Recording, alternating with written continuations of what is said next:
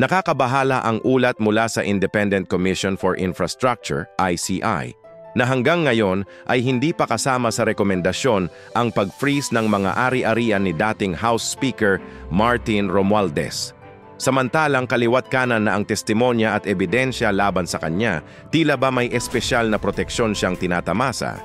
Kung ordinaryong mamamayan ang nasangkot sa ganitong iskandalo, matagal nang nakapailalim ang kanilang mga ari-arian sa freeze order.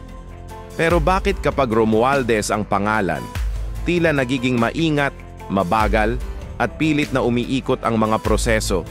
Sino ang pinoprotektahan dito? Sa bawat hearing, may mga bagong pangalan at bagong detalye. Pero paulit-ulit na lumilitaw ang pangalan ni Romualdez at ng kaniyang mga kasamahan tulad ni Zaldico. Ang masakit pa, sa kabila ng mga bilyong pisong nawawala sa kaban ng bayan, parang walang agarang hustisya. Samantalang ang bayan, tuloy-tuloy sa paghihirap at pagbabayad ng buwis.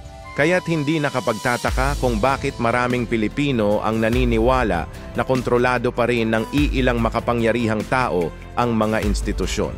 Lalo lang pinapalakas ang paniniwala ng taumbayan na may double standard ang hustisya sa Pilipinas. Kung si dating Pangulong Rodrigo Duterte ang nasa pwesto, walang sasantuhin.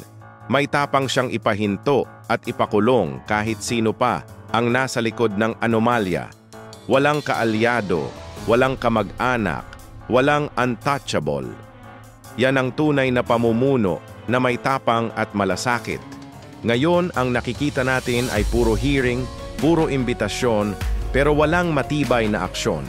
Kaya tanong ng taumbayan, hanggang saan tatagal ang ganitong uri ng pasensya?